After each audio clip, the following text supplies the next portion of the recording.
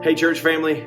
I'm so grateful that you are willing to give me just a couple of minutes of your time. And I would like to make a special request to you. Would you please consider joining me tomorrow and fasting and praying for our students? That you would find maybe it's your prayer closet at home or just the couch, or would you find a special time tomorrow to just get on your knees and ask God to move and do what only He can do in the hearts and lives of our students while we are away at Fusion Summer Camp.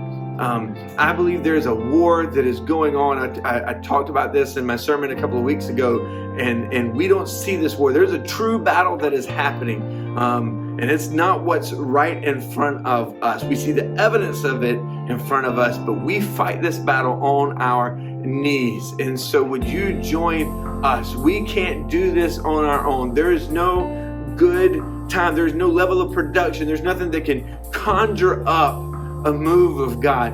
Only God can do that. And only people who are hungry and desperate for that, as we look throughout scriptures, actually see that come. So would you pray? Would you be hungry and thirst on behalf of us? Would you, like the four men who lowered their friend on the blanket down to Jesus, would you do that for even the students who maybe don't even know why they're on this camp, or maybe their parents signed them up and they couldn't even care less? Would you do that? Would you pray for us? Would you, on behalf of us, go before Jesus and ask for Him to move, ask the Spirit to work in our hearts and lives? Because see, I believe there's a great danger that is in our town right now. And I see it even in our church in spots. And it's this danger of contentment. And not the contentment that the Apostle Paul speaks of when he talks about, I've learned to be content in all things. No, it's this contentment that is completely satisfied with normal. Hey, we've got enough people coming. That's really good. Or we're seeing more people come than the week before. That's really good. Oh, we've got enough students that are showing up on Sunday night. Oh, there's some spiritual momentum. We see some progress in there. And we get satisfied with that. But I don't want to be satisfied with that. I don't want my vision for my own kids, and I'm praying for us as a church that we want more for this next generation than them to just get through school, do it without getting into too much trouble, go to college, get married, have some kids, be comfortable, and be normal.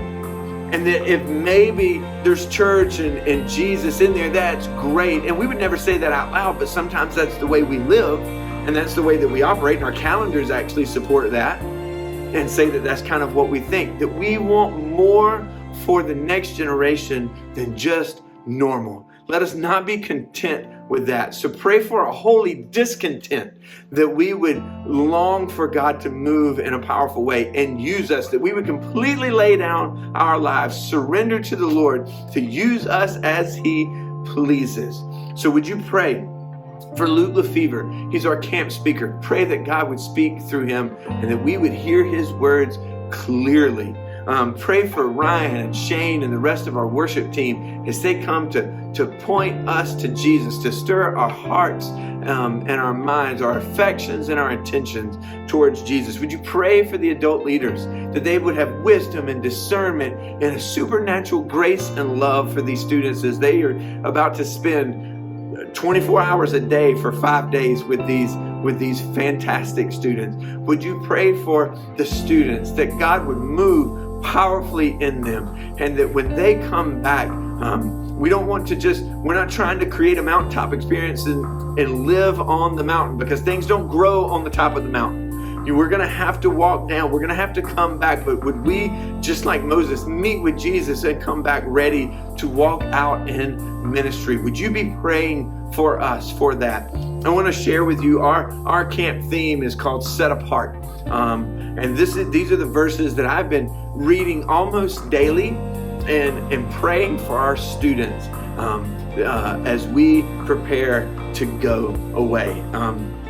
This is 1 Peter verse 13, and I want to read this. Therefore, with your minds ready for action, be sober-minded.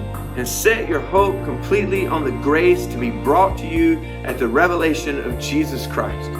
As obedient children, do not be conformed to the desires of your former ignorance, but as the one who called you is holy, you also are to be holy in all your conduct. For it is written, be holy because I am holy. Thank you, church family, for your love for the next generation. Thank you for your generosity with us, not only in resources and money, but also in your time, in your prayers, and even for some of you, your presence. We are grateful for you. We love you. And I'm just calling you, would you pray with me that we want more? We want more of what God is doing, and we want to see it spread, not only in our town, in the neighborhoods, but we want to see it spread to the nations and into the next generation. All right? May God bless you today. Thank you for taking the time. I love you guys. I can't wait to share what God does with us and to us and through us at Fusion Summer Camp. Love you.